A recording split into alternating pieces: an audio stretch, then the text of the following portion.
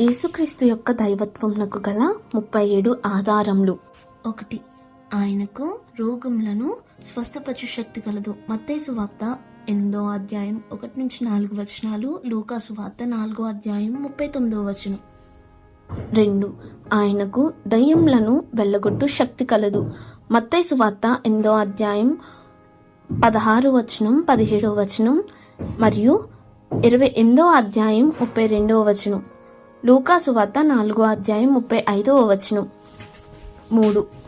ఆయనకు మనుషుల మీద అధికారం కలదు. యోహాను సువార్త 17వ అధ్యాయం 2వ వచనం, మత్తయి సువార్త 9వ అధ్యాయం 9వ వచనం. 4. ఆయనకు ప్రకృతిపై అధికారం కలదు. మత్తయి సువార్త 8వ అధ్యాయం 26వ వచనం. 5. ఆయనకు పాపములను క్షమించు అధికారం కలదు. మత్తయి సువార్త 9వ అధ్యాయం 1-8 వచనాలు. 6. ఆయనకు సాంప్రదాయములపై అధికారం కలదు. మత్తయి సువార్త 9వ అధ్యాయం 10-17 వచనం. 7. ఆయనకు మరణంపై అధికారం కలదు. లూకా సువార్త 7వ అధ్యాయం 14-15 వచనములు మరియు 8వ అధ్యాయం 54వ వచనం నుండి 56వ వచనం. యోహాను సువార్త 11వ అధ్యాయం 4వ వచనం. 8. ఆయన సర్వజ్ఞత్వం గలవాడు.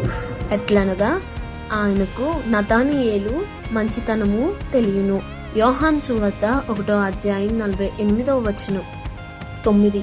ఆయన సర్వజ్ఞత్వం గలవాడు. ఎట్లనగా ఆయనకు యూదా చేయు నమ్మక ద్రోహం తెలియను. యోహాను సువార్త 6వ అధ్యాయం 70వ వచనం. 10.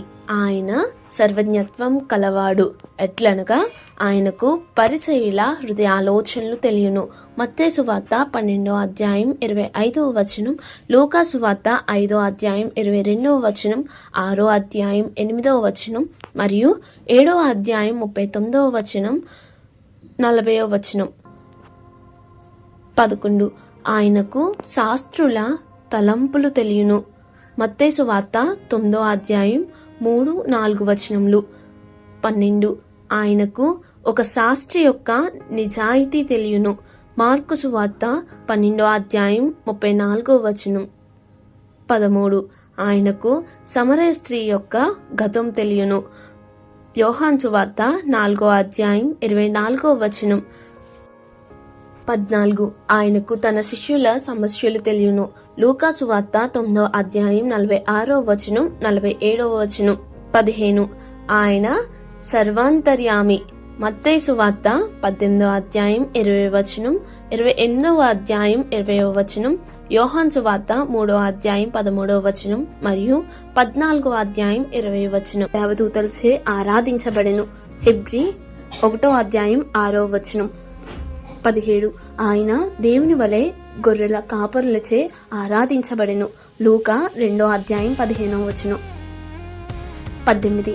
ఆయన దేవుని వలె తూర్పు దేశపు జ్ఞానులచే ఆరాధించబడెను. మత్తయి 2వ అధ్యాయం 2వ వచనం మరియు 11వ వచనం. 19. ఆయన దేవుని వలె ఒక కుష్ఠరోగిచే ఆరాధించబడెను. మత్తయి 8వ అధ్యాయం 2వ వచనం. ఆయన దేవుని వలె ఒక అధికారిచే ఆరాధించబడెను. మత్తయి 9వ అధ్యాయం 18వ వచనం. 21. ఆయన దేవుని వలె ఒక కానాను స్త్రీచే ఆరాధించబడెను. మత్తయి 15వ అధ్యాయం 25వ వచనం. 22. ఆయన దేవుని వలె ఒక తల్లిచే ఆరాధించబడెను. మత్తయి 20వ అధ్యాయం 20వ వచనం. 23. ఆయన దేవుని వలె అపవిత్ర ఆత్మలు పట్టిన మనుషునిచే ఆరాధించబడెను. మార్కు సువార్త 5వ అధ్యాయం 6వ వచనం. 24. ఆయన దేవుని వలె ఒక పుట్టిగుడ్డి వానిచే ఆరాధించబడెను. యోహాను సువార్త 9వ అధ్యాయం 38వ వచనం. 25. ఆయన దేవుని వలె తోమాచే ఆరాధించబడెను. యోహాను సువార్త 10వ అధ్యాయం 28వ వచనం. 26. ఆయన దేవుని వలె కొందరు గ్రీసు దేశస్థులచే ఆరాధించబడెను. యోహాను సువార్త 12వ అధ్యాయం 20వ వచనం, 21వ వచనం. 27. దేవుని వలె ఒక అపోస్తులచే ఆరాధించబడెను. మత్తయి సువార్త 14వ అధ్యాయం 33వ వచనం మరియు 28వ అధ్యాయం 9వ వచనం. 28. ఆయన పాపములను క్షమించెను. మార్కు సువార్త 2వ అధ్యాయం 5వ వచనం, 10వ వచనం మరియు 11వ వచనం. 29 ఆయన తీర్పు తీర్చును. యోహాను సువార్త 5వ అధ్యాయం 22వ వచనం మరియు 23వ వచనం. 30 ఆయన రక్షించెను. మత్తయి సువార్త 18వ అధ్యాయం 11వ వచనం మరియు యోహాను సువార్త 10వ అధ్యాయం 28వ వచనం. 31 ఆయనను స్టెఫను యేసు ప్రభువా అని పిలిచెను. అపోస్తుల కార్యములు 7వ అధ్యాయం 59వ వచనం.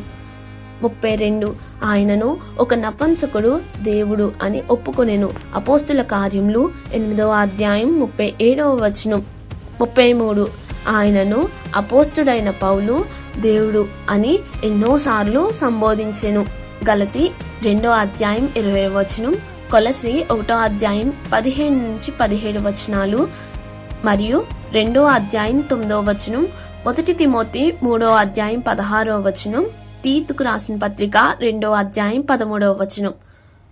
34 ఆయనను పేతురు దేవుడని సంబోధించెను. 1 పేతురు 3వ అధ్యాయం 22వ వచనం, 2వ పేతురు 1వ అధ్యాయం 17వ వచనం. ఆయనను యూదా దేవుడని సంబోధించెను. యూదా 25వ వచనం. 36 ఆయనను యాకోబు దేవుడని సంబోధించెను. యాకోబు పత్రిక 2వ అధ్యాయం 1వ వచనం. 37 ఆయనను యోహాను దేవుడని సంబోధించెను.